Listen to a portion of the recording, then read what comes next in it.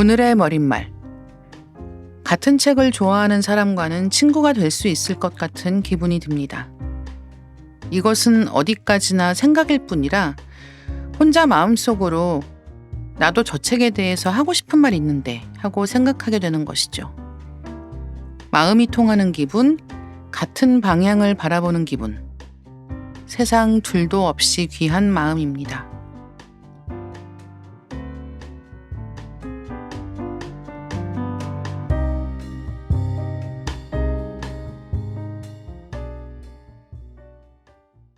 안녕하세요. 리딩 케미스트리에 오신 여러분 환영합니다. 저는 진행을 맡은 이다혜입니다. 많은 분들이 인생책으로 꼽으시는 자기야 폐생이라는 책이 있습니다. 이 책을 쓴 작가 이름은 에밀 라자르인데요. 소설가 로맨가리가 사망한 이후 남긴 기록을 통해 에밀 라자르가 로맨가리의 필명이었다는 사실이 알려졌습니다. 프랑스 최고의 문학상으로 꼽히는 콩쿠르상을 로맨가리는 하늘의 뿌리로 1956년에 받았고 에밀 라자르라는 이름으로는 자기야 폐생으로 1975년에 받았습니다. 어느 이름으로든 읽고 나면 빠져드는 작가여서 누가 읽었다는 걸 들으면 괜히 말을 걸어보고 싶어집니다. 처음 만나는 날 로맨가리 이야기를 하게 되다니 운명처럼 느껴지는 건 저만의 착각일까요? 오늘부터 4회 동안 원소윤의 책생연분을 이끌어주실 새로운 게스트 원소윤 작가님 모시겠습니다. 작가님 안녕하세요. 안녕하세요. 스탠드업 코미디 현지어 작가 원소윤입니다. 네. 혹시 평소에 리딩 케미스트리를 알고 계셨을지 먼저 여쭤보고 싶은데요. 출연을 결정하시게 된 이유가 무엇일지 궁금합니다. 제가 1화부터 챙겨 들었다고 말할 수 있으면 참 좋을 것 같은데 웬일인지 제가 최근에 알게 됐어요. 이원 시인이 인스타그램 피드에 뭐 시 얘기를 이렇게까지 즐겁게 한 적이 없다 올린 그 피드를 보고서 존재를 이제 알게 됐고, 제가 사실 오디오 플랫폼 되게 좋아해가지고 팟캐스트 쪽을 이제 꽉 잡고 있는데 어떻게 이런 일이 있을 수 있나. 그래서 이게 약간 홍보가 잘 되고 있나요? 잘 되고 있습니다. 왜냐면 제가 이렇게까지 당황하는 이유가 제가 이다혜 기자님을 너무 네, 왜냐면 제가 빨간 책방 애청자 출신이거든요. 네. 저한테 이제 해리포터 수준으로 저의 그 의식 구조에 큰 영향을 감사합니다. 미치셨어요. 저의 해리포터 이제 이동진 기자님, 루니즐리 이제 김준혁 작가님, 그리고 나의 헤르미온느. 네, 감사합니다. 기자님 해가지고 최근에 또 뭉치셨더라고요. 근데 약간 너무 그걸 차마 아까워서 보지도 못했어요. 그 정도로 이제 좋아하는 프로그램이어서 작가님 이다혜 작가님이 그 하셨던 포르스터 달의 궁전 편이랑 록산게이 나쁜 페미니스트 편을 제가 닳고 들을 정도로 너무 좋아하고, 제가 사실 작가님 책 중에 가장 좋아하는 게 이제 어른이 되어 더 큰 혼란이 시작돼요. 네네네. 제가 20대 때 그 책을 이제 끼고 살았고 여러 권 구입해서 친구들한테 선물해줘, 방황하는 영웅들한테 마치 성경을 나눠주듯이 선물했던. 감사합니다. 뭐 지금 말씀해 주시는 거 들으면서 저도 사실은 그때 뭐 나쁜 페미니스트 얘기를 할 때도 그랬고 어른이 되어 더 큰 혼란이 시작되었다는 저도 너무 좋아하는, 쓰면서도 저한테 되게 중요했던 책이어가지고 말씀을 해주시니까 일단 너무 반가웠다. 그 저한테는 실제로 영향을 줘서 그 책 끝에 보면은 너가 어른이 되었으면은 이제 정기 후원을 추천한다. 맞아요. 실제로 그래서 그 책을 읽고서 시작을 했어요. 아 진짜요? 네, 제가 백수했던 기간도 꽤 길었는데도 이거를 그 꼬박꼬박. 진짜. 네. 그리고 작가님 소설에도 마지막에 후원 관련한 이야기가 잠깐 등장하잖아요. 약간 영향이 있었을 거예요. 아마. 영광입니다. 왜냐면 저는 약간 그 정기 후원을 이렇게 추천하는 말은 성인이 되고 나서 약간 처음 듣는 느낌이기도 했어요. 네네. 그렇죠. 그래서 우리가 어른이 되어서 할 수 있는 뭔가 세상의 보탬이 될 수 있는 작은 일 같은 건데 이제 물론 이것도 항상 그렇지만 뭐 그렇게 다 돈으로 해결하려고 하지 마라라고 하는 사람들도 있긴 하거든요. 그렇긴 한데 일단은 하는 게 하지 않는 것보다 훨씬 낫다. 그러니까요. 항상 모든 일을 할 때 기준은 완벽하게 만들려고 하는 게 아니라 하는 게 하지 않는 것보다 낫다면 하는 게 맞다. 라는 관점으로 시작하는 거죠. 그 작가님이 쓰신 그 대목의 뉘앙스도 이런 뉘앙스였어요. 네. 이게 막 엄청난 운동이고 뭐 굉장한 선회이고 이렇다기보다는 진짜. 그러니까 어떻게 보면은 그냥 최소한의 어떤 윤리다 약간 이런 느낌으로 서술해 주셔서 더 설득이 됐던 것 같아요. 네. 감사합니다. 일단 뭐 작가님 소개를 간단하게 드리고 본격적인 이야기를 시작할까 하는데요. 네. 꽤 낙천적인 아이라는 소설로 눈 밝은 독자님들께 눈도장을 찍은 작가님이신데요. 저자 소개에는 직업은 스탠드업 코미디언이다라고 되어 있습니다. 그와 함께 명리학자가 경고했다는 바늘 같은 사람이니 되도록 말을 삼가시오라는 문장이 함께 적혀 있는데요. 네. 전혀 말을 삼가지 않는 활발한 활동을 보여주고 계신 것 같습니다. 스탠드업 코미디언이라고 하면 작가라고 할 때보다 사람들이 더 친근감을 느끼는 편인가요?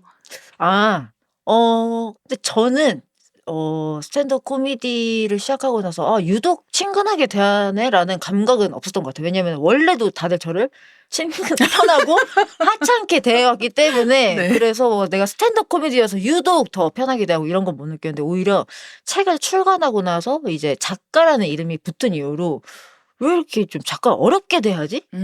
그러니까요. 이런 생각은 했던 것 같아요. 그러니까 스탠드업 코미디언을 편하게 대한다기보다 작가를 유독 어렵게 대하는 것 같다. 좀 미묘한 게 있죠. 네. 그러니까 지금 말씀하신 것 같이 원래 작가 활동을 먼저 시작하고 스탠드업 코미디언이 됐으면 사실은 또 잘 몰랐을 수 있는데 스탠드업 코미디언으로 활동할 때는 그냥 뭐 보통의 어떤 활동은 이렇지라고 생각했던 부분이 이 일을 하면서 작가로 이제 이 책에 나왔다고 하니까 약간 좀 달라지는 이런 감각이 신기할 것 같기도 해요. 근데 저 이거 사실 명리학 얘기를 좀 더 해보고 싶은 게 제가 사주를 본 시점이 스탠드업을 막 시작한 시점이었어요. 그래서 선생님이 그 명리학 선생님이 말을 삼가라 이 얘기를 하시자마자 제가 저 스탠드업 코미디 하는데 근데 이거는 이제 스크립트를 써서 하는 장르입니다. 이건 해도 될까요? 했더니 선생님이 그건 괜찮다. 단 애드리브를 삼가라.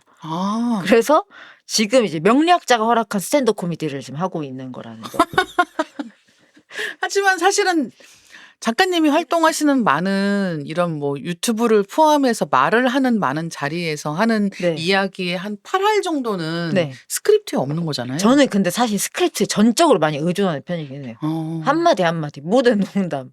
진짜요? 네네. 되도록이면은 준비를 많이 좀 그래도 철저하게 하는 스타일이긴 합니다. 네. 근데 사실 그러면 준비하는데 시간이 되게 많이 걸리잖아요. 사람들이 보는 거는 짧은 시간이라고 해도 사실은 그 사전 준비하는 시간이 되게 많이 걸릴 것 같은데. 네, 사전 준비하는 시간이 많이 걸리죠. 그래서 많이 피곤하고 막 힘들고. 네, 그래요. 아니 이 명리학자가 하는 이 바늘 같은 사람이니 말을 삼가라. 이 말을 삼가라라는 말을 하는 경우들이 꽤 있는 것 같아요. 저도 비슷한 얘기 들었었거든요. 그러니까 말해서 사람 살리고 죽이고 할 수 있으니까 조심해라. 라는 이야기를 한 적이 있는 거죠. 그래서 되게 항상 근데 이런 말은 이게 맞고 틀리고를 떠나서 그런 말을 한번 들으면 좀 조심하게 되잖아요. 근데 말을 삼가는 건 모든 인간한테 다 너무 필요한 덕목이긴 하죠. 네. 그러니까 이왕이면은 말을 할 때 특히나 이렇게 뭐 감정이 격해진 상황에서 말을 할 때는 그냥 한 번 더 생각해 봐라 정도로 생각하면 저는 이거는 정말 일반적으로 누구에게나 할 수 있는 그리고 되게 의미 있는 조언이 아닌가라고 생각을 하게 되는 거죠. 근데 자희 기자님 뭐 말로 누군가 이렇게 죽일 뻔한 적도 있으세요? 그러면은? 아니 없죠. 그러면 안 되죠. 본인만 모르시는 거 아니에요? 조용하세요. 네, 저는 그렇게 생각하고 있고요. 보통 게스트를 이렇게 대하나요? 조용히 하라고 막 이렇게. 작가님.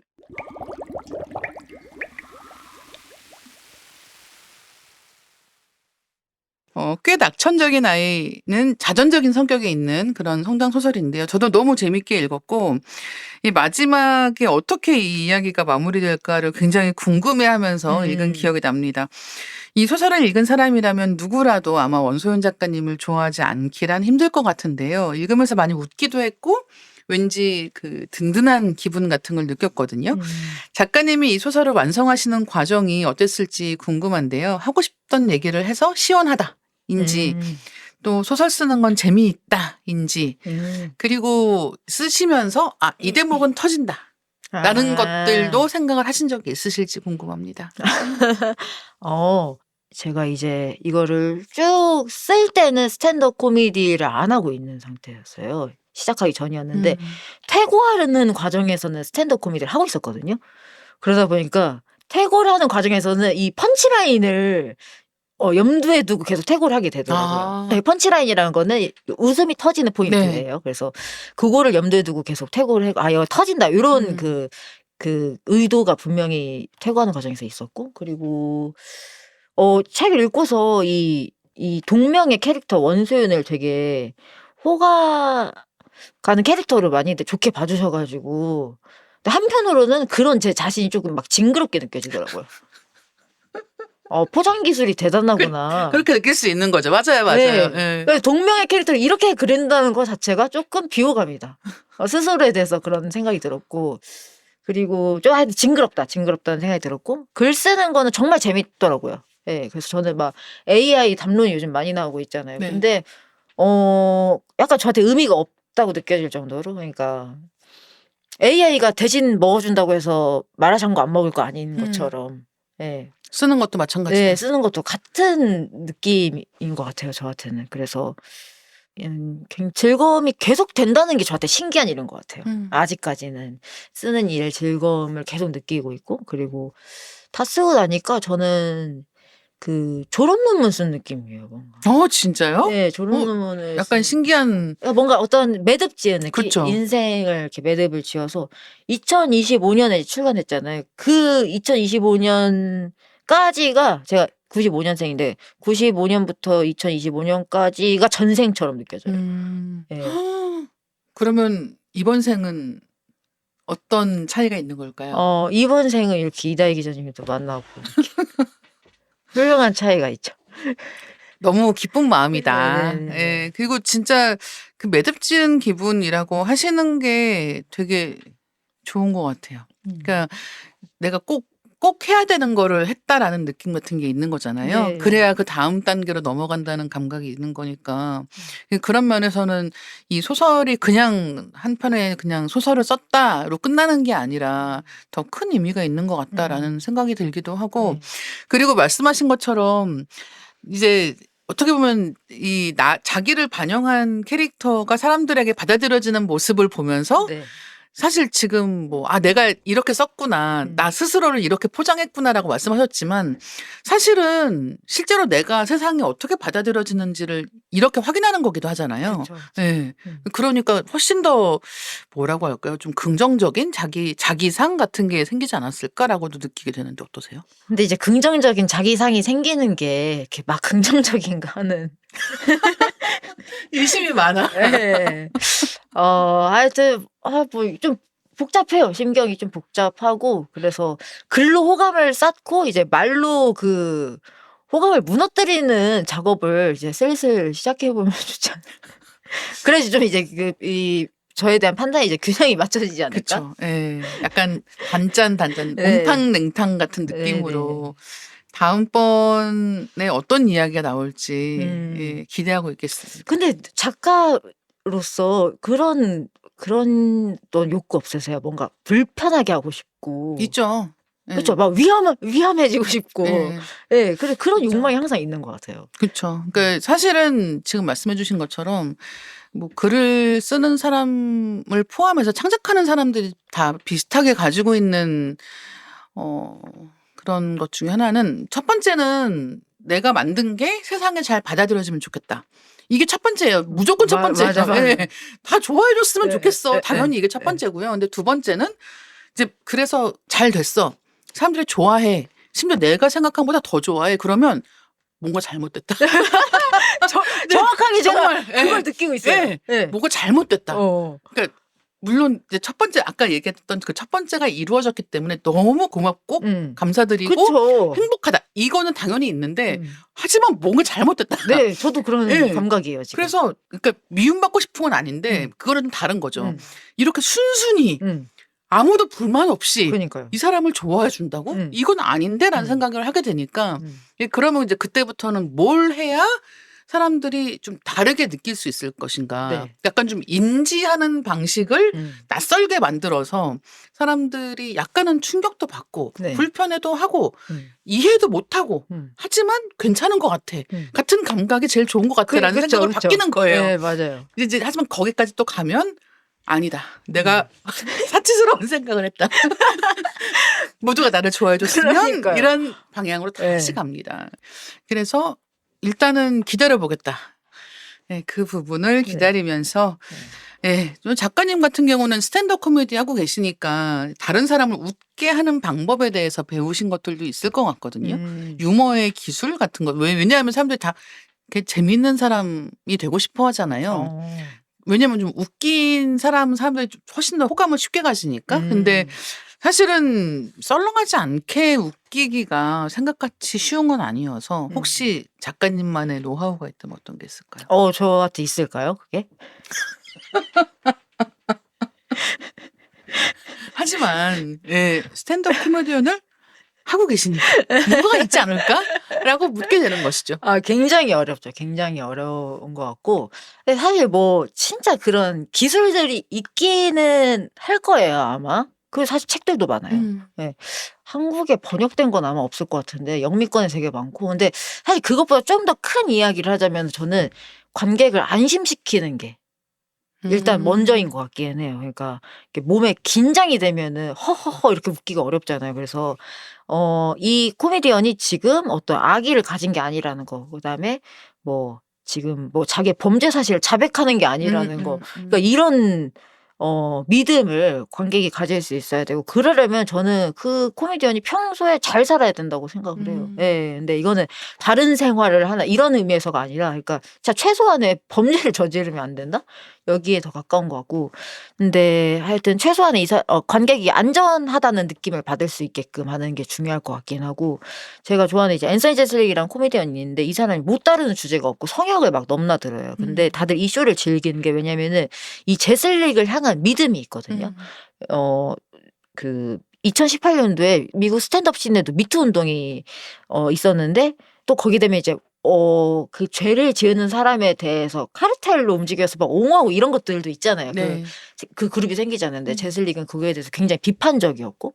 그러니까 이런 식으로 어떤 코미디언이 굉장히 독자적으로 행동하는 거, 무리짓지 않는 거 저는 그게 되게 중요한 것 같기는 해요. 네. 그렇죠. 약간 패거리가 생기고 거기에서 생기는 여러 가지 서로서로의 나쁜 일들을 덮어주고 네. 이렇게 가지 않는 게 이 사람에 대한 신뢰를 주고 안전함을 주는 게 아닌가라는 네. 생각이 들기도 하고 그리고 실제로 그 유머라고 하는 게 어떤 부분에서는 민감한 부분들을 다 건드리면서 웃음을 유발하는 경우가 많기 때문에 이런 민감한 이야기를 우리가 할 수 있는 정도의 사이인가? 이제 그것을 안전함이라고 표현하시는 것 같아요. 네. 예. 그러니까 이 사람이 이런 얘기를 했을 때 이 사람이 나쁜 뜻으로 하는 게 아니다. 라고 하는 어떤 상호 신뢰가 있는 게 아니면 이제 그런 얘기를 들을 때 굉장히 공격적으로 느끼기도 쉽고 아니면 불쾌감이 훨씬 더 커지기도 하기 때문에 이 웃음이라고 하는 게 그만큼 다루기 힘든 감정이 아닌가라는 생각이 들기도 그렇죠. 합니다.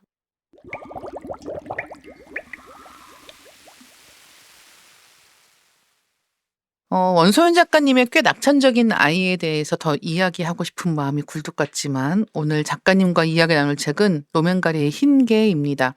이 책 골라주신 이유 먼저 들어볼게요. 제가 몇 년 전에 읽은 책인데 제 밀리의 소재를 제가 한 5년 넘게 그렇게 지금 이용을 하고 있어요. 근데 보석함이 따로 있거든요. 근데 거기에 있는 책이었고 제가 당시에 이 책을 읽고 굉장히 호들갑스럽게 막 좋아하고 주변에 영업을 했던 그 기억이 나 가지고 이 책을 고르게 되었는데 다시 읽어 보니까 그때 내가 머리가 팔팔했나 보다. 다시 읽으니까 좀 어렵더라고요. 네. 어렵고 내가 있어 보이고 싶었나? 내가 그때 정말 다 이해를 하고 좋아한 게 맞나? 근데 원래 이해 못해야 좋아해요. 그런가요? 그래서 약간 있어빌리티를 내가 챙겼다. 그때. 그런 생각이 들긴 했습니다. 하지만 다시 읽어도 참 재밌더라고요. 저는 약간의 그 신랄함을 너무 좋아해 가지고. 근데 로맨가리 너무 신랄하잖아요. 맞아요. 네. 그래서 즐겼어요. 많이 읽으면서. 이 흰개를 읽으면 이 로맨가리라는 작가가 여기 로맨가리라는 이름의 이제 인물이 나오기 때문에 뭐 자기랑 자기 아내 실제 이야기가 그쵸? 반영된 그런 작품이기 때문에 이게 자전 소설이라고 예, 봐야죠. 완전히 예. 자전 소설이에요. 그래서 실제 이 부부의 관계와 그들이 처해 있던 상황이 완전히 다 이제 소설 속에 들어가 있는 이런 작품이란 말이죠. 근데 이 소설 속의 로맨가리는 완전 낡고 지쳤어. 그리고 별로 어떤 것을 봐도 그렇게 긍정적으로 사고하지 않아. 맞아. 같은 상황인 거예요. 그게 되게 인상적이었던 것 같고, 예, 원소연 작가님 모시는 동안 계속해서 작가님의 보석함을 털어야겠다. 아, 예, 거기에 어떤 책들이 있는지 너무너무 궁금한 마음입니다. 아, 네네. 하나씩 털어주십시오. 부디 제가 감당할 수 있는 책들이기를. 당연히 감당하실 수 있고, 네네네. 예. 오늘 흰개도 이제 그런 책이 아닐까 합니다. 로맨가리의 책 흰개는 로맨가리와 진세버그 부부의 삶이 반영된 이야기입니다. 인종 갈등과 이념 갈등이라는 그들이 살았던 세계의 치열했던 갈등 양상을 제목에 등장하는 흰개를 통해 들려주는 이야기인데요. 이 이야기를 하려면 작가에 대해서 먼저 말씀을 드려야 될 것 같습니다. 로맨가리의 아내였던 진세버그는 장리 꼬다르 감독의 전설적인 데뷔작 내 멋대로 해라로 잘 알려진 배우입니다. 진세버그는 흑인 인권 운동에 적극적으로 관여했는데 이 이유 때문에 미국 정부의 반체제 인사 대상 작전에 타깃이 되었습니다. 유명한 배우였던 진세버그는 온갖 지저분한 음해 공작의 대상이 되었고 감시와 도청을 당했고 1979년에 사망한 채 발견되었습니다. 로맨가리는 진세버그가 살해되었다고 주장했지만 조사는 이루어지지 않았고 로맨가리는 이듬해에 세상을 떠났습니다. 부부가 모두 죽고 시간이 흐른 뒤에야 FBI가 진세버그를 감시했다는 사실이 알려지게 되었고요. 로맨가리 이야기를 조금 더 하자면 제2차 세계대전 중에 프랑스 공군에 입대해 세운 공으로 레지옹 도네르 훈장을 받았고 이후 외교관으로 일하면서 여러 소설을 발표했습니다. 여러 필명이 있었지만 에밀 라자르라는 이름은 당시에는 로맨가리의 조카라고 알려져 있었고 실제 조카 중에 한 사람이 에밀 라자르 행세를 했습니다. 공쿠르상은 한 작가가 2번 상을 받을 수 없다고 알려져 있는데요. 에밀 라자르가 자기 앞회생으로 공쿠르상 수상이 결정되었을 때 수상을 거부했음에도 상을 수여했다고 하죠. 말년의 로맨가리는 조카인 에밀 라자르만 못하다는 식의 평가를 신랄하게 받았습니다만 그가 사망한 뒤에야 로맨가리가 사실 에밀 라자르였다는 사실이 밝혀졌습니다. 작가님 로맨가리 책 어떻게 처음 접하셨는지 기억나세요? 태초에는 이제 에밀 아자르를 만났죠. 자기 앞에생을. 앞회생으로. 그 아마 빨간 책방 맞아요, 통해서 맞아요. 만났던 네. 것 같은데 그 이후에 이제 그때 빨간 책방에서도 그거를 다뤘어요. 그 로맨가리가 벌인 그 아주 짓궂은 그 역사적인 장난 있잖아요. 그쵸. 그 문학적 장난. 네. 그래서 알게 되었고 좀 비호감이라고 생각했어요, 사실은. 이렇게 또 자기 증명을 하려고 사실 그런 얘기 많이 하거든요. 나이 들어서 또 필명 파서 그걸로 발표하고 그걸로 또 상을 받고 그러니까. 그러니까 막 사람들 골탕 먹이려고 자기 인생을 이렇게 갈아 넣어서 막 평론가들 덫에 빠뜨리고 막 이런 게 좀 비호감이라고 생각을 했는데 근데 사실은 또 굉장히 매력적이죠. 그렇죠. 그런 사실 능력이 있어서 한 거잖아요. 그렇죠. 왜냐하면 이게 진짜 자신 있는 거예요. 내 글은 괜찮아. 근데 니들이 지금 내가 경력이 이제 오래 쌓인 나이든 작가라고 맞아요. 나를 이렇게 생각하는 거지 나는 얼마든지 글로 증명할 수 있어로 한 거예요. 그러니까요. 그게 너무 대단한 거죠. 그렇죠. 그래서 그 뭐라고 해야 되나 그 쇼맨십도 있는 것 같고 그래서 굉장히 매력을 느꼈죠. 약간 그 하이틴 로맨스에서 제수탱 하면서도 이제 매혹되듯이 그렇죠. 맞아요. 로맨가리 굉장히 제수탱 하지만 굉장히 매력적이다. 그래서 그러니까 에메라자르로 만났으니까 그 다음에 로맨가리를 만나고 싶다. 그리고 묘하게 그 약간 비교대조하고 싶은 그 심리가 있어가지고 로맨가리로 발표한 책을 찾다가 흰개 제목에 끌려서 읽었어요. 제목이 특이하다는 생각이 들어서 그리고 좀 상대적으로 덜 알려져 있잖아요. 그래서 이제 읽었죠. 네. 저는 로맨가리라고 하면 이제 제 안에 로맨가리가 분류되어 있는 이제 그 방은 롤랑 바르트와 함께 불란서 효자 작가. 어. 그러니까 어머니 효자 맞아 예. 그런데요. 진짜 예, 진짜 효자예요. 리터리 효자네. 예, 문자 그대로 네. 어머니하고의 관계가 진짜 끈끈했고 어머니가 정말 헌신적으로 아들을 교육시키고 이제 자라게 한 그런 경우여서 이제 물론 이 로맨가리 얘기를 할 때는 진세버그와의 관계가 이제 가장 많이 언급되는 가장 화려하고 사람들의 눈길을 끄는 부분이지만 로맨가리 책 보면은 특히 자전적인 이야기일수록 어머니 얘기가 엄청나게 많이 나옵니다. 거의 막 심파적이기까지 하지 않아요? 예, 진짜로. 예, 뭐 우리 어머니 막 거의 엄마 찾아 산말리 같은 그 감성 그대로 맞아요. 있어요. 근데 사실은 롤랑 바르트 같은 경우도 어머니 돌아가신 다음에 애도일기라고 해서 아예 나중에 이제 롤랑 바르트가 죽은 다음에 책으로 묶인 그런 메모 같은 거를 계속 썼거든요. 어머니 돌아가신 다음에. 그래서 약간 제 안에는 불란서 효자 예, 그 안에 그렇네요. 이 두 작가가 같이 묶여 있습니다. 흰개의 줄거리는 작가님이 소개해 주시면 어떨까 합니다. 네. 일단 이게 저희가 흑인, 백인이라는 용어를 쓰겠다는 거를 일단 전제로 하고 가면 좋을 것 같아요. 일단 이 책에서 그렇게 맞아요. 쓰였고 이 흑백이라는 어떻게 보면은 이 이분법으로 하는 게 이 작가의 미학이고 하고자 하는 메시지랑 관련이 있기 때문에 이 용어를 쓰겠다는 점을 이제 전제로 하고 그래서 양해를 일단 구하고 가겠습니다. 한 문장으로 이 줄거리를 말하자면은 고쳐 쓸 수 있을까? 맞아요. 예, 관한 이야기인 것 같아요. 그래서 배경부터 좀 설명을 드리자면은 1968년이 배경입니다. 미국에선 베트남 반전 시기가 한창이고 마틴 루터킹 목사가 암살되면서 인종 갈등이 고조된 상태이죠. 파리에서는 68 혁명이 있고요. 이 혼란의 시기인데 로맨가리 진세버그 커플은 1968년 이제 파리에서부터 베벌리 힐스로 동물들을 다 이끌고 이사를 오는데 맞아요. 여기서부터가 이제 네. 시작이에요. 그래서 초반부는 약간 파이 이야기 이사 장면이 떠오르는 그런 도입입니다. 이때 같이 이사를 온 원래 키우던 개 샌디가 밤 산책을 나가서는 친구를 데려왔고 그게 샌디 바로 귀여워. 예, 이 문제의 회색 셰퍼드였는데요. 이 셰퍼드를 어떻게 묘사를 하냐면은 레슬링 선수 같은 가슴팍에 아주 위압적인 용모지만은 이 성격은 아주 신사적인 사회성이 뛰어난 그러니까 사회적으로 잘 길들여진 개로 보이죠. 근데 이제 여기에 이제 이면이 나중에 맞아요. 드러나는 거죠. 이 사회적으로 잘 길들여졌다는 점에 이면이 드러나는데 그래서 바트카라는 이름을 붙여줘요. 바트카는 러시아어로 키 작은 아버지 또는 할아버지를 뜻하는 거죠. 그러니까 첫인상을 잃었던 거예요. 그쵸. 이 바트카에 대한 첫인상. 그러니까 진짜 사람 좋아하고 정말 말 잘 듣고 너무 우호적인 그러니까 말씀해 주신 것처럼 잘 길들여진 개인 거예요. 근데 잘 길들여진 게 맞아. 근데 우리가 생각한 거랑 다른 방향이야. 이게 이제 너무 사람을 미치게 만드는 부분인 거죠. 그래서 근데 이 바트카가 어떤 경우에는 입에 거품을 물고 달려드는 거예요. 사람한테. 어떤 경우에 그러냐. 그 사람이 흑인일 때. 예.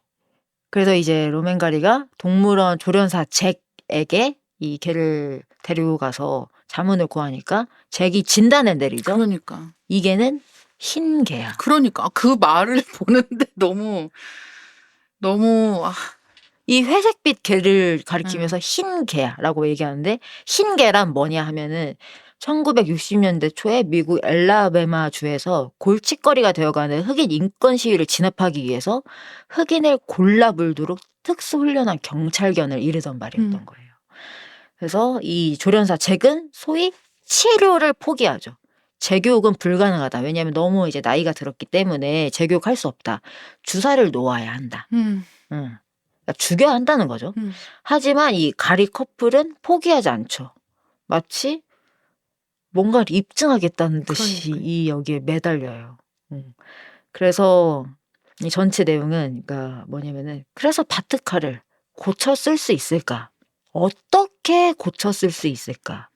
그리고 그렇게 고쳐 쓸 수 있다면 그건 바람직한 일일까? 그치. 거기까지 가는 거죠. 여기까지 가는 거죠.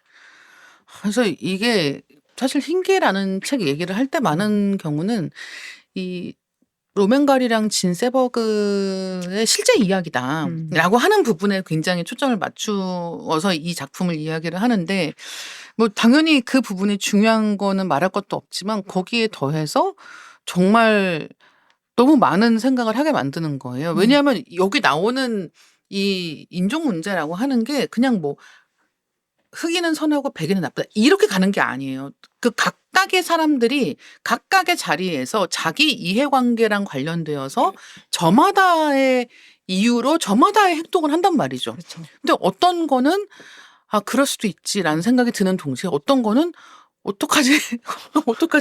어떻게 하면 좋지라는 생각밖에 들지 그렇죠. 않고 야속하다 야속해. 예, 예, 진짜. 예, 그래서 이 책을 읽고 있으면 당시에 이 로맨가리가 이런 책을 쓰게 되기까지 겪었던 일은 또 얼마나 많았을 것인가라는 생각이 들기도 하는 거예요.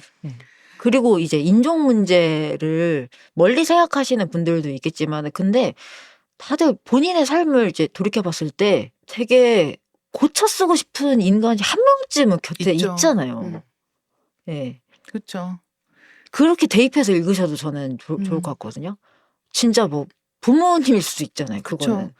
포기할 수가 없는 거죠. 네. 그냥 없는 사람 뭐 이렇게 끝날 수 없는 관계들이 세상에 너무너무 많기 때문에 그럼 그걸 어떻게 해야 같이 살아갈 수 있을 것인가가 사실은 많은 사람들에게 평생의 과제가 되고 그렇죠. 해결하지 못한 채로 이 문제가 끝나지만 어쨌든 간에 이걸 포기하고 그냥 둘 수는 없다.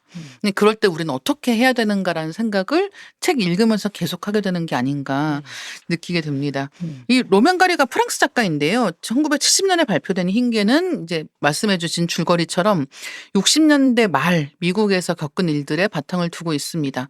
1960년대 진 세버그의 상황에 대해서는 크리스틴 스튜어트 주연의 영화 세버그가 잘 다루고 있는데요.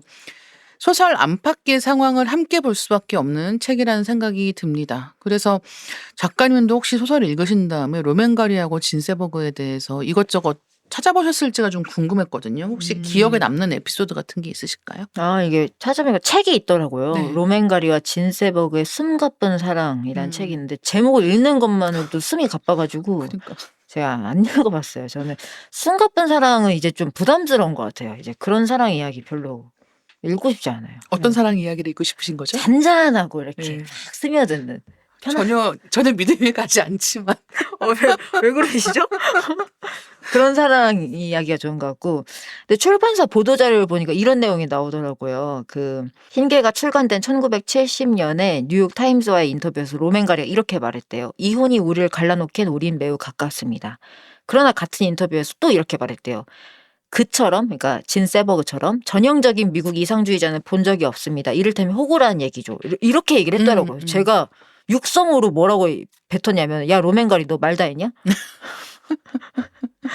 그러니까 저는 약간 보면서 읽으면서 로맨가리가 진 세버그를 약간 한 명의 성인 어른으로서 존중을 하고 있나? 이게 중간적으로 좀 헷갈리는 부분들이 있었어요. 네, 그래서 좀 회의적이었고 그래서 둘의 관계는 그만 들여다보는 게 낫겠다. 숨도 가쁘고 속도 터질 것 같다. 이런 생각했습니다. 이런 소설도 나오거든요. 흰개 보면은 로맨가리가 이렇게 얘기해요. 이미 추락을 너무도 많이 겪어본 나는 그녀의 추락을 보고 싶지 않았다. 이런 게 조금 많이 꼽더라고요. 약간 위에서 내려다보는 것 같은 식으로. 네, 나이 차이가 물론 많이 나긴 하지만 24살인가 나긴 하거든요. 근데 어쨌든 그렇다고 해도 동등한 관계에서 이 부부 관계가 이루어지는 것인데 이제 그렇다기보다는 먼저 많은 일을 겪은 사람으로서 이러면 안 되는데 저러면 안 되는데 같은 식으로 이제 계속 맞아요. 바라보고 있고 진세버그 어떤 인간도 다 남의 경험만 가지고 인생을 살진 않아요. 그러니까 진세버그는 자기가 옳다고 생각하는 것에 따라서 행동을 하고 있는데 이제 문제는 그게 또 이 복잡한 세상사 속에서 순순히 받아들여지지 않기 그쵸. 때문에 발생하는 일들이 있는 거예요. 너무 녹록지 않아 보이긴 하죠. 그쵸. 근데 이거를 뭐 추락이라느니 뭐라느니 하나 이런 게 자체가 맞아요. 성인 어른으로서 존중하고 있나 약간 아리송했습니다. 중간중간. 네. 근데 지금 말씀해 주신 것처럼 이 흰개라는 작품이 사회에 대한 이야기인 만큼이나 이 가정, 부부에 대한 이야기이기도 하거든요. 그래서 정말 딱 지금 말씀하신 이 부부가 어떤 관계인가, 어떤 식으로 상호 소통을 하고 있고 서로를 어떻게 바라보고 있는가 같은 것들도 보게 되고 특히나 이 흰개가 배경으로 하고 있는 시기가 이 둘의 관계가 완전히 마지막으로 가는 단계예요. 그쵸. 예. 이 두 사람이 이제 관계가 끝나는 단계에 있는 거기 때문에 그런 점에서도 생각을 해볼 만한 부분이 많지 않나 생각을 합니다. 그래서 가족 바깥하고 내부를 대치시켜서 우리는 선, 저쪽은 악 이렇게 단순한 이분법적인 구도를 만들지 않는다는 게 저는 이 책의 굉장히 좋은 점 같았는데요. 혹시 이 책의 전개에서 작가님이 눈여겨보신 부분이 있다면 어떤 부분일까요? 저도 그 대치시킨다기보다는 저는 계속 같이 가져간다는 그치. 느낌이었어요. 그러니까 걔 이야기가 나오고, 그러니까 이 가정의 이야기가 나오고, 그 다음에 걔 얘기 없이 현실 정치 얘기 나오고, 그 다음에 다시 걔 얘기가 나오는데, 이 현실 정치를 얘기할 때 걔의 존재감이 계속 있어요. 그리고 걔 얘기할 때 현실 정치의 존재감이 계속 맞아요. 있어요. 그래서 이렇게 뭔가 중첩된 이야기가 이어지는 느낌? 그래서 어떤 이중주라고 표현하면 조금 멋있을까요? 멋있어요. 네. 그래서 어떤 두 가지 이야기가 계속 같이 가는 느낌이었어요. 가정의 이야기와 현실 정치 이야기가 같이 가는 느낌. 그래서 한 이야기가 다른 이야기를 보태고 강화하는 느낌이 들었고, 그래서 또 이 책을 읽으실 때 좀 한 가지 제안드리고 싶은 게, 이게 국어 교과서를 읽듯이 이 심상은 긍정, 부정, 그러니까 뭐 동그라미 이런 식으로 없어. 읽으면 오히려 이렇게 선과 긍정, 부정을 빠른 판단을 내리면 오히려 나중에 헷갈리실 거예요. 왜냐면은 전체적으로 다 세모예요. 그죠? 모든 맞아요. 인물과 사건이랄 게 맞아요. 빠른 판단을 내리면 오히려 나중에 더 헷갈린다. 이런 말씀을 먼저 드리고 싶었어요. 그리고 저는 이 가정의 이야기, 현실 정치 이야기 이중주를 정말 이 솜씨를 잘 보여주는 대사가 있다고 생각하는데, 이게 조련사가 아마 진한테 하는 얘기일 거예요. 진, 작가와 살면 그렇게 되나 보죠? 개 한 마리를 가지고 세상을 운운하고 있으니. 근데 이게 약간 진한테 뭐라고 하는 대사이긴 한데, 저는 실제로 로맨가리가 이걸 잘 해내고 있다고 생각을 해요. 개 한 마리를 가지고 세상을 운운하는 거죠. 바로 이게 이 전체 책의 유력한 대사이기도 해요. 저는 심지어 이건 굉장히 진실이기도 하다고 생각하거든요. 진실이죠. 그렇죠. 왜냐하면 지금 이 소설에 등장하는 흰 개도 로맨가리도 진세버그도 그 누구도 우리 누구도 세상에서 유리되어서 혼자 존재할 수가 없어요. 그러니까 이 개인이 가지고 있는 문제는 그게 크든 작든 간에 결국은 이 사회의 여러 가지가 반영된 결과로서 한 사람의 안에 등장하는 것인데, 그러니까 결국은 이 사람 혹은 이 개를 잘 얘기하는 것으로 세상을 이야기하려는 게 작가의 야심일 수밖에 없죠. 근데 이제 또 한편으로는 이 대사를 이제 이 속에 넣음으로써 또 역시 지치고 낡은 로맨가리가 지금 내가 뭐 하고 있는 건가 같은 느낌의 한탄도 여기에 녹아 들어 있는 거예요. 맞아요. 이 개는 정말 진을 대입할 수도 있고 로맨가리를 대입할 수도 있고 중간에 1700만 흑인을 대입하기도 해요. 예. 그래서 정말 중증적이다. 그 매력이 있는 소설입니다. 작가님이 출연하셔서 책 이야기 해주신다고 했을 때 유머러스한 책을 소개해 주시지 않을까 하는 기대를 하셨던 분들도 계실 것 같은데요. 흰개는 그런 면에서는 조금 놀라운 선택처럼 느껴지기도 합니다. 웃을 대목은 사실 없어요. 이 책에는 이렇게 뭔가 웃거나 기분 좋게 이렇게 볼 수 있는 대목은 거의 없고. 그래서 그래요? 있었나요? 저는 좀 웃긴 부분도 있다고 생각하거든요. 왜냐면은 그 실명 거론하면서 디스하잖아요. 그 말론 브란도. 그치. 그 대목이 그렇네요. 재밌죠. 말씀해 주시죠. 가난한 이들의 대행진을 위한 기금 행사가 있는데 말론 브란도가 좀 와서 위선을 부리고 한마디로 좋은 사람 연기한 거를 이제 정확하게 로맨가리가 그 목격을 하고 이렇게 서술한 대목이 나와요. 어떤 인간이 망나니처럼 행동할 때마다 나는 내 낯을 잃는 느낌이 들었다. 나는 말론 브란드가 그런 식으로 배수의 진을 친 블랙팬서들의 태도를 흉내내려 했던 것임을 이해한다. 그러나 엉덩이에 발길질을 당할 위험조차 없는 이 백만장자는 이 행위로 화이트 팬서는커녕 거실 양탄자에 오줌을 누는 강아지 꼴밖에 되지 못했다. 굉장히 신랄하게 말론 브란드한테 맞아요. 이렇게 하고 책에다가 그러니까 자기 책에다가 실명을 냈다. 자기도 실명으로 나오고 상대도 실명으로 나오는 이런 상황에서 쓴다는 게 정말 대단하다. 그래서 여러 가지 의미에서 이런 거 참 재밌잖아요. 재밌죠. 그렇네요. 이렇게 생각하니까 유머러스한 부분이 있었다. 네, 그래서 여기에는 정말 많은 사람들이 이해 당사자로 등장을 하고 있고 정말 명백하게 현실의 상황들을 연상시키게 만드는 그런 순간들이 많이 있는데요. 혹시 읽으시면서 작가님이 특히 관심을 가지고 보신 인물이 있다면 어떤 사람일까요? 아무래도 키스죠. 맞아. 이 키스가 누구냐면은 이 동물원의 아주 훌륭한 조련사로서 이 흰개 바트카를 재교육시키는 담당자인데 이 사람이 묘한 열의를 보이죠. 거기서부터 그쵸. 조금 벌써 약간 걱정돼. 네, 맞아요. 걱정됐어요. 그래서 로맨가리가 처음에는 이런 서술을 해요. 키스에 대해서. 나는 그런 사람을 거의 만나본 적이 없다. 뭐랄까 그토록 나 대칭되는 사람. 사실 아주 대조되는 캐릭터거든요. 근데 끝에 뒤쪽에 가서는 뭐라고 얘기하냐면은 나는 전적으로 키스와 같은 편에 선 느낌이 들었다. 그러니까. 난 이 개를 고칠 수 있다는 확신이 들어. 그러니까 저는 키스라는 사람이 굉장히 무서운 사람이라고 생각했어요. 저는 사실 제가 무서워하는 거는 인간의 매력, 능력 이게 가진 그 힘을 굉장히 무서워하거든요. 제가. 그쵸. 왜냐면은 이 어떤 사람의 매력이라는 게 이렇게 옳고 그름을 희석시켜요. 무의미하게 만들어요. 네. 사실 그렇죠. 우리가 누구 좋아한다고 네. 할 때 다 이유가 있는 것처럼 말을 하지만 이유 없어요. 네, 그냥 좋아한 말려들어요. 다음에 그 다음에 이유는 붙는 거란 말이에요. 근데 사실은 누구를 싫어할 때 우리는 그 사람을 경계하기는 굉장히 쉽지만 누구를 좋아할 때는 경계하는 게 불가능해진단 말이죠. 그렇죠, 그렇죠. 이 사람이 원하는 거 다 해주고 싶고 사실은 로맨스 스캠이라고 하는 것도 그렇게 발생을 하는 것이고 한 사람이 가진 카리스마로 정치도 하는 것이고 우리는 너무 많은 것들을 어떤 인물이 가지고 있는 카리스마 혹은 매력에 기대서 해결하고 있는 경우가 되게 많기 때문에 그렇죠. 근데 여기에서는 이 키스는 사실은 그런 것들을 과시하는 사람이 전혀 아니거든요. 아니죠. 근데 약간 왜 숨어 있는 강자 같은 사람인 거죠. 이 사람은 눈에 띄는 것 같지 않지만 그리고 이름이 키스잖아요. 키스가 열쇠할 때 키에 S가 붙는 열쇠들이라는 이름이에요. 이 사람 이름 따로 있는데 이 사람이 이제 그 열쇠 꾸러미를 갖고 다니기 때문에 그것 때문에 키스라고 부르는 거예요. 그렇죠. 다들. 맞아요. 근데 그것도 너무 재밌는 거죠. 이 사람은 열쇠를 가지고 있는 사람이야.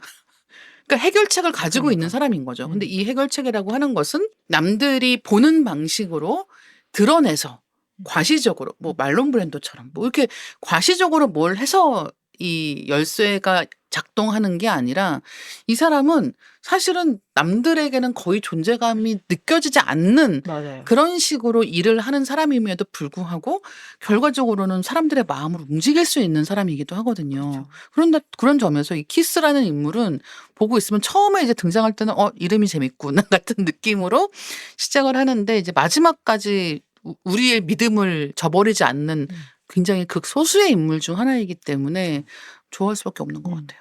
그렇죠. 자기가 이제 이 조련 방식이 일단 놀랍죠.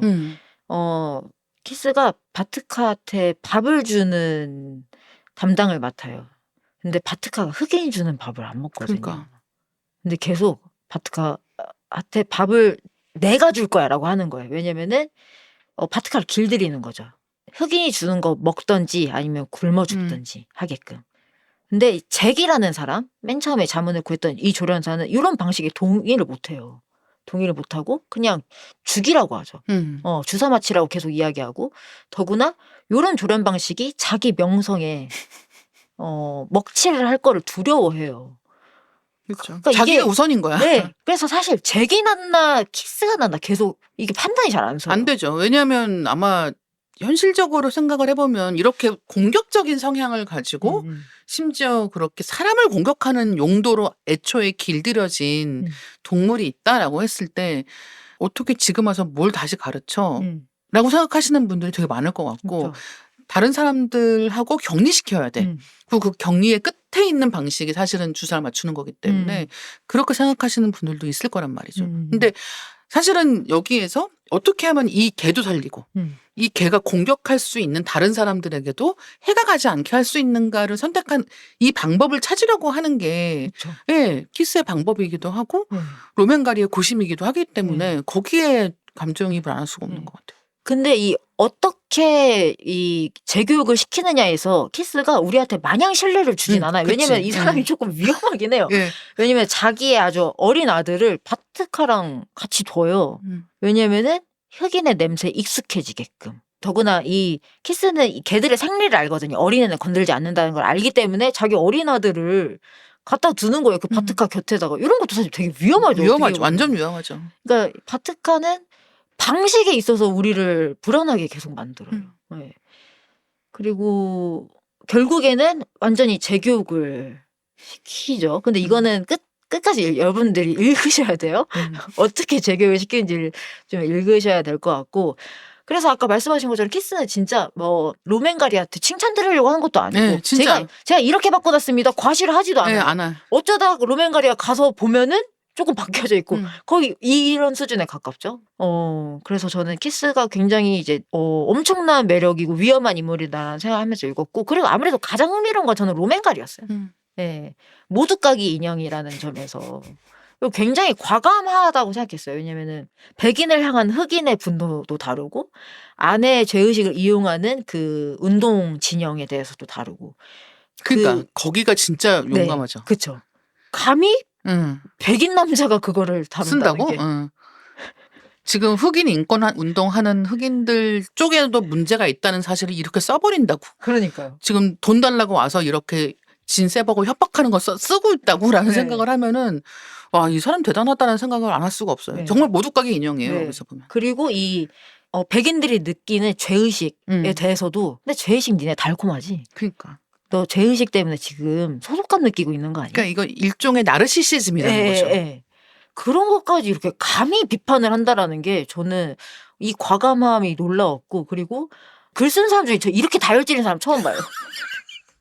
너무 다혈질이고 막 비아냥대고 골탕 먹이고 막 쉬지를 않아요. 그래서 제가 사실 매력적이라고 생각했던 점은 뭐냐면은 우리가 양배론을 취할 때 이 양배론이 있죠. 사실 그냥 맞아요. 그냥 거칠게 얘기하자면 네. 양비론자인데 양배론을 취할 때 그 사람이 양배론을 취하는 도취와 해방감이 느껴지는 사람이 있는가 하면은 저는 슬픔이 느껴졌어요. 저도. 로맨가리는 양배론을 이야기하면서 거기에서 해방감을 느낀 사람이 아니라 너무 슬퍼하고 너무 많이 울고 그리고 굳이 그 안에서 있어요. 옆에 있어요.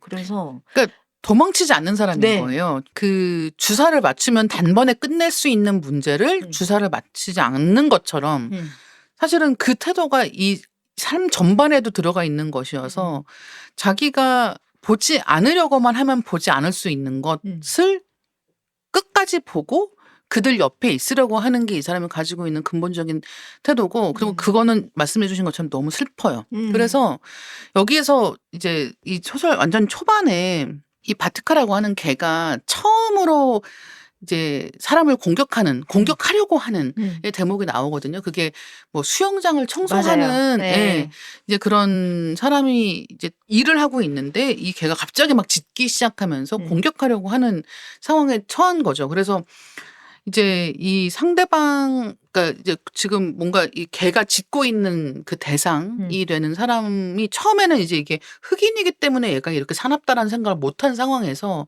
이제 그 상황을 로맨가리가 보게 되는데, 그때 그 걔가 짖는 대상이 되는 사람의 표정을 이야기를 하면서 로맨가리가 되게 슬퍼 보였다라고 설명을 한 다음에 그 슬픔은 어떤 슬픔이냐 하면, 자기가 제2차 세계대전 때 참전했을 때 다음 날 거의 죽을 가능성이 높아 보이는 공격에 투입된다는 사실을 알게 되었을 때 느꼈던 것과 같은 슬픔이고 그것은 공포다라는 얘기를 한단 말이에요. 그러니까 이 슬픔이라고 하는 것은 되게 복합적인 거예요. 그러니까 그냥 슬퍼라고 얘기를 하지만 거기에 어떤 때에는 공포가 들어가 있는 것이고 어떤 때는 연민이 들어가 있는 것이고 어떤 때는 사랑이 들어가 있는 것이고 어떤 때는 희망이 있기 때문에 슬프단 말이에요. 근데 이 책에서는 그걸 다 로맨가리가 느끼게 만드는 것 같아요. 이 사람은 계속 슬퍼 있는데 이 슬픔이라는 게 아내를 볼 때 하고 아내를 이용하는 사람을 볼 때 하고 걔를 볼 때 하고 걔를 이용했던 사람들을 상상할 때 하고 저마다의 다른 방식으로 슬픕니다.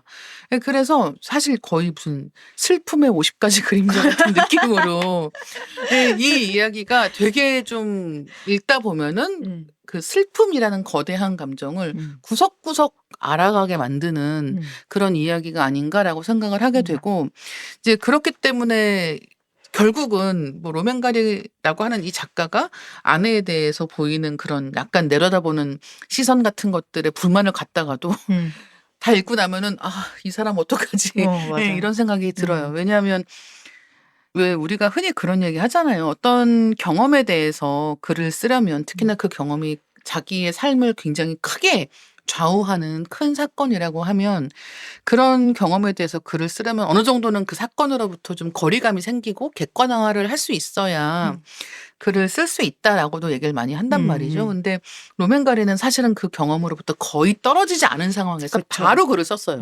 가장 뜨거울 때 이 감정이 아무것도 잊혀지지 않고 가장 뜨거울 때 그 이야기를 글로 쓴 상황이기 때문에 이 흰개라고 하는 책은 그런 면에서 객관적이고 거리감 있고 관조하는 시선을 맞아요. 전혀 가질 수가 음. 없는 이야기인 거죠. 그게 이 책의 굉장히 큰 매력이 아닌가. 네. 그리고 결국은 로맨가리를 어느 정도 호감을 가지고 볼 수밖에 없게 만드는 부분이 아닌가 싶어요. 그래서 보면은 뭐 백인, 흑인, 미국, 프랑스 다 염증을 느끼고 있는 것 같지만은 저는 이 양비론은 굉장히 치열하다.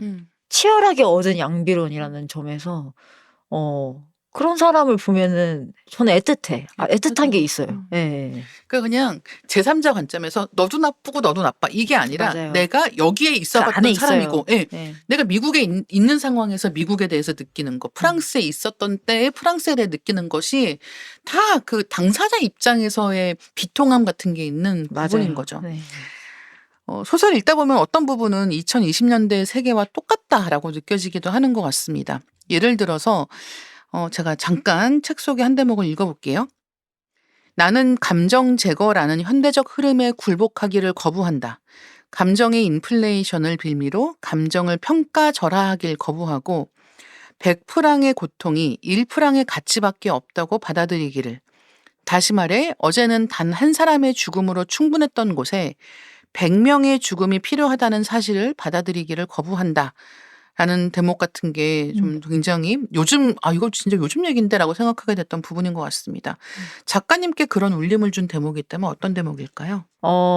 저는 결국 좀 초반에 나오는 건데 로맨가리가 바트카를 처단을 하려고 하거든요. 그래서 총 들고 가가지고 어떻게 얘를 죽이려고 하다가 이게 뭐 빗 맞고 해서 다시 바트카의 목덜미를 토닥이며 말하죠.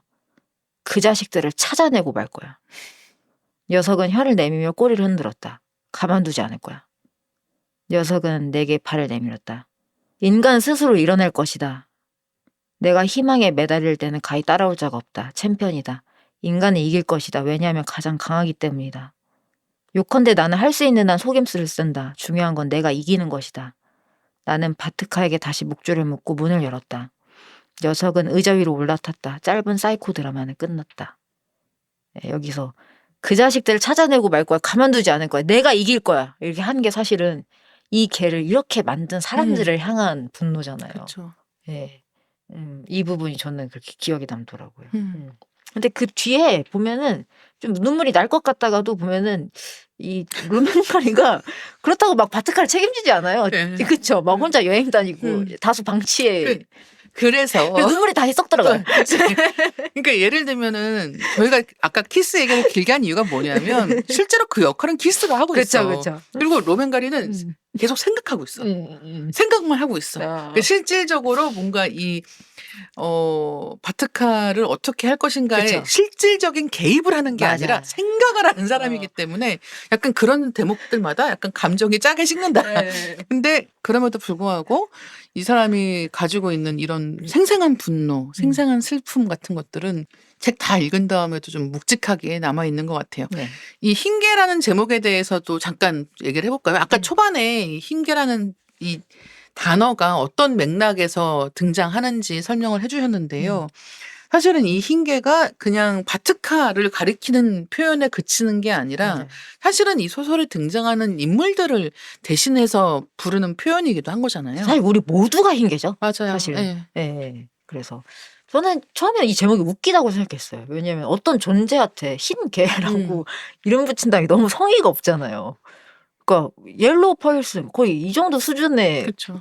혐오 표현이잖아요. 네. 그래서 심지어 회색이죠. 심지어 회색빛 개고 해가지고 그래서 일단 웃겼고 처음에는 그 다음에는 이 무서웠어요. 이 단어가 왜냐하면 흰이라는 수식이 계속 바뀔 수 있다라는 거. 이게 방향성의 문제라는 그렇죠. 거. 예. 이건 이제 여러분이 끝까지 읽으셔야지 더 와닿으실 것 같긴 한데, 그래서 이 수식이 계속 바뀌어 있다라는 점에서 무서운 제목이기도 하다, 이런 인상을 받았습니다. 정말 이게 그냥 이야기 속에 등장하는 개의 문제가 아니라 다 이런 상황에 처해 있는 거죠. 특히나 이 바트카를 누가 교육시켰냐, 무엇을 교육시켰냐에 따라서 바트카는 누구를 공격할지 그때그때 달라질 수 있었던 거예요. 그렇죠. 그리고 그게 이를테면 나를 물 수도 있었던 것이고, 혹은 내가 그런 교육을 하고 있는 사람은 아닌가 같은 생각을 좀 복합적으로 해보지 않으면 이 책이 가지고 있는 이런 정서를 잘 이해하기가 힘들 것이다라는 생각이 들기도 하고, 그러니까 흰개가 과거의 산물이 아니라는 거죠. 그러니까 원래 이 흰개라고 이제 부르는 이유가 뭐 처음에는 흑인 노예를 잡으려고 개를 길들이고, 그런 다음에는 경찰들이 흑인 인권 운동가들을 공격하기 위해 길들이고, 그랬기 때문에 백인을 대신해서 흑인을 잡는 이런 역할을 하는 개들, 그렇게 훈련받은 개들을 가리키는 표현으로 요 흰개라고 하는 단어가 등장을 하는 건데, 결국은 이것은 어떤 문화와 편견과 지독한 교육의 산물이기도 하다는 점에서, 그러니까 아까 작가님께서 말씀하셨던 굉장히 잘 길이 든이라고 할 때 그 길이 어떻게 드느냐에 따라서 너무 많은 게 될 수 있는 거예요. 그래서 이게 지금도 진행형이라고 생각하게 될 수밖에 없는 부분들이 많지 않나라고 생각을 합니다. 그래서 흰개가 슬프고 신랄한 이야기인데요. 소설이라고 해도 고통스러운 부분이 있습니다만 실제 경험이 반영되었다고 생각하면 더 마음이 힘들어집니다. 책 속에 이런 문장이 있어요. 악한 진영에도 있듯이 이 착한 진영에도 상황을 이용하는 자들과 개자식들이 있다는 걸 내가 알기 때문이다 라는 건데요. 작가님 좋아하시는 문장 혹시 있으시면 하나 읽어주시면 어떨까 합니다. 그 바트카의 원래 주인이, 그 바트카를 잃어버렸던 그 원래 주인이 다녀간 다음 그 장면도 되게 재밌죠? 그 주인이 온 장면.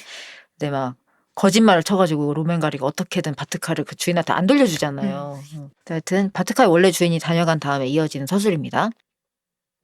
그렇게 해서 다음날 진은 바트카를 농장으로 데려갔다. 나라도 똑같이 했을 것이다. 세버가 살면서 나도 이런 순진함을 갖게 되었다.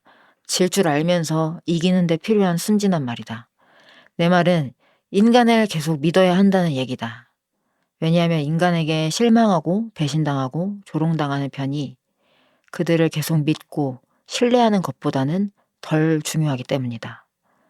쓰라린 희생을 치르고서라도 이 성스러운 샘에 수세기 동안 아기에 찬 짐승들이 물을 먹으러 오도록 내버려 두는 편이 샘이 마르는 걸 보는 것보다는 낫다.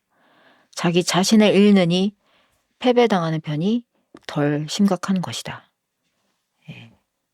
그러니까 이렇게 막 신랄하고 막 모두까게 했던 사람이 이런 얘기 해버리면 또 또 이렇게 막 마음이 또 마음이 이렇게 야들야들해지잖아요.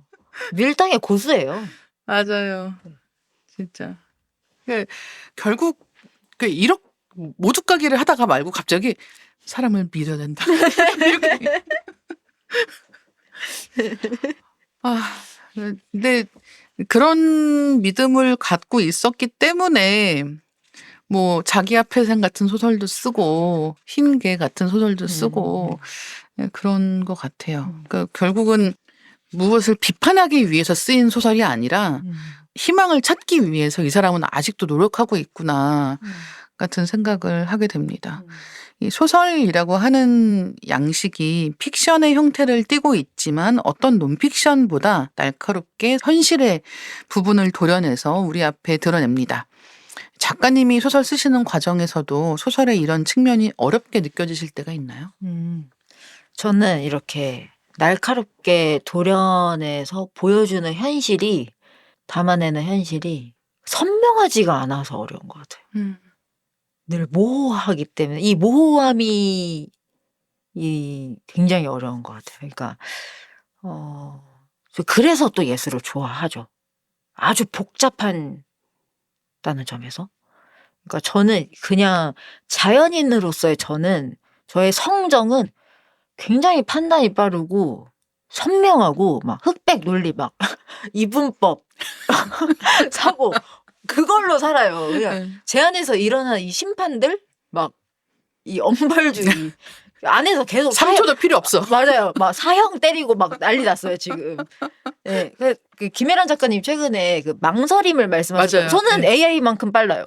그 모든 판단이. 네. 이게 제가 그럴 자격이 있어서 그런 게 아니라 아주 저는 이제 저의 이런 판단이 초식 동물의 그것이라고 생각을 하거든요. 왜냐면 쉽게 위험해지기 때문에 네. 빨리 판단해서 도망갈지 네, 있을지 결정해야 되는 거죠. 정확하게 딱 그거예요. 그래서 굉장히 판단을 빨리 한단 말이에요. 근데 글을 쓸 때는 안으로 들어가서 쓰게 되고 들어가다 보면은 그 복잡함과 얽힘을 발견하게 되고 그 복잡한 결을 잘 떠서 옮겨야 되기 때문에 그게 어렵지만 바로 그 매력 때문에 하는 거기도 하죠, 사실은. 네. 그렇죠. 어려우니까 재밌는 거죠. 그렇죠. 네. 그렇죠. 네. 어려우니까 잘 해내면 진짜 기분 좋은 게 되는 거고. 그리고 제 친구 중에 이제 비소설 글을 훨씬 더 많이 쓰다가 소설을 쓰게 된 친구가 있어요. 근데 그 친구가 첫 번째 책을 이제 출간을 했을 때 뭐라고 했었냐면, 야, 소설이 훨씬 더 노골적으로 나를 보여준다는 거예요.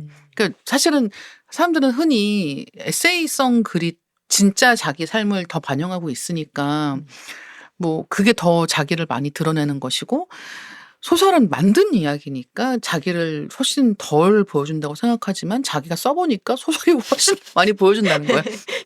소설은 자기가 감히 쓰지 못했던 여러 가지의 가능성과 상상들에 대해서 다 드러내기 때문에 오히려 이 양식이 훨씬 더 이 작가를 잘 드러내 보여주는 것 같다라는 식의 이야기를 한 적이 있는데, 그런 면에서 사실은 지금 말씀하신 그 모든 게 선명하기 때문에 쉽게 포착하는 게 아니라 잘 보이지 않고 포착하기가 어렵기 때문에 이 길을 쓰고 들여다봐야 하는 데서 오는 신중함과 즐거움이 있는 게 아닌가 싶어집니다. 흰 개를 어떤 분들께 추천해 주시겠어요? 저는 사실 자기야폐생이랑 이 흰개가 어떤 부분에서 좀 유사한 메시지가 있는 것 같거든요. 작가는 한 권의 책을 쓴다고 하잖아요. 일생에 네. 거쳐서. 네. 그래서 그 흐름으로 저는 맞아. 좀 읽히기도 했어요. 그래서 자기야폐생 재밌게 읽으신 분이라면은 이 책 충분히 즐기실 것 같고, 저는 자기야폐생이 되게 유명한 문장이 그 부분이 있잖아요. 할아버지, 사람이 사랑 없이 살 수 있어요? 그렇단다. 할아버지는 부끄러운 듯 고개를 숙였다. 갑자기 울음이 터져나왔다. 이런 대목이 나오는데, 할아버지, 사람이 사랑 없이 살 수 있어요? 라고 했을 때 할아버지가 그렇단다 라고 했을 때 저는 늘 속으로 뻥 이렇게 혼자 얘기를 하거든요. 저는 로맨가리 책을 읽을 때마다 뻥 다 읽고 나면 항상 그런 생각을 하게 돼요.